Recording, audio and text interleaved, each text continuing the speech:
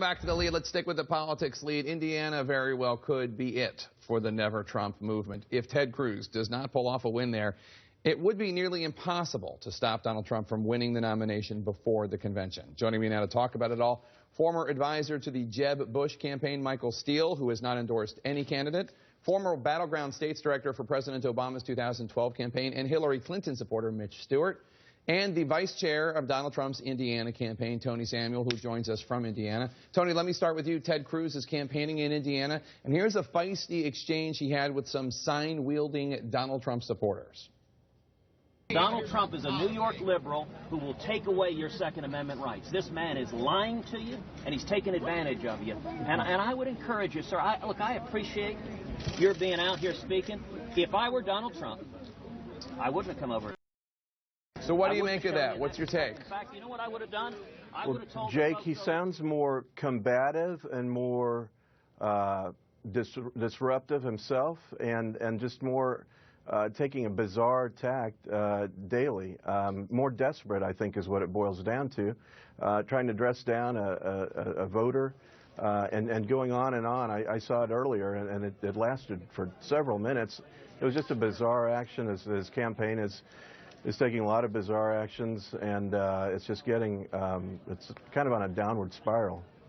Mitch, let me ask you, it seems possible, the polls are very close in Indiana right now, it seems possible that Bernie Sanders could theoretically pull off a victory there. Well, I think it's important to define victory. Even if he gets 51%, which is a possibility, in order for him to stay mathematically eligible, he needs to win by 70 or 75%.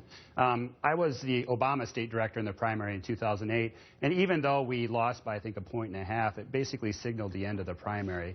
And I think while Bernie Sanders in his campaign, there's certainly no reason to hang it up, it's going to become more and more challenging for them from a math perspective to stay in the race. Even if he wins tomorrow. Absolutely. Interesting. Michael, our new poll shows, take a look, 52% of Republicans think Ted Cruz should drop out now that he's unable to get the 1,237 delegates before the convention.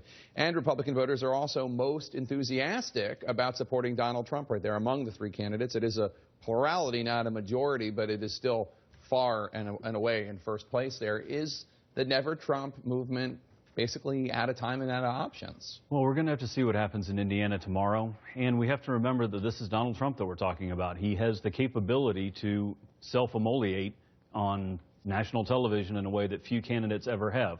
At the same time... Did you say self-immolate or exfoliate? What did you Immolate. At the same time, the numbers are getting tougher and tougher. Yeah. The Never Trump movement... For the other people. Exactly. Yeah. Donald Trump is getting closer to that magic number to have the nomination locked up before Cleveland.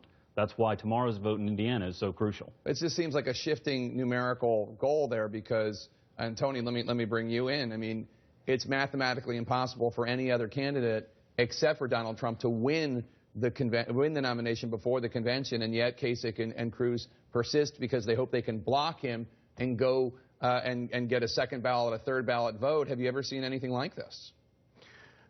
None of us have, Jake. It's bizarre, like I said earlier. It's I think it's annoying voters, and I think folks are now getting to the point where they're ready for this to be over. They know that Donald Trump is going to be the nominee. They want to get on and move towards the general election and take on Hillary Clinton. Like I said earlier, it's bizarre. Let me give you a scoop, because what I wanted to say was Donald Trump is a unifier. You know that Bobby Knight has endorsed and has traveled around the state with Mr. Trump for some rallies. Today, right now, there's a rally going on in Carmel, Indiana, where Gene Cady, another legendary basketball coach from Purdue University, rival to IU and Bobby Knight for a 20-year rivalry, but Gene is endorsing Mr. Trump. So, you know, that's just an example of unifying. And I'll give you another scoop. Lou Holtz, legendary football coach from Notre Dame, has also endorsed Mr. Trump. So, you know, I guess I would sum it up. There's division, but the division is being caused by Ted Cruz and John Kasich staying in the race. Okay. And those guys need to move along, and we can unify the party. We need to unify the party, and Donald Trump, after Indiana, is going to be 3 million votes up and about 500 delegates up, and we just need to move on. And Michael, let me just ask you, you used to work for Speaker Boehner. What did you make of him likening Ted Cruz to Lucifer in the flesh and saying a, quote, miserable son of a bee? He said, he didn't say B, but you get my point.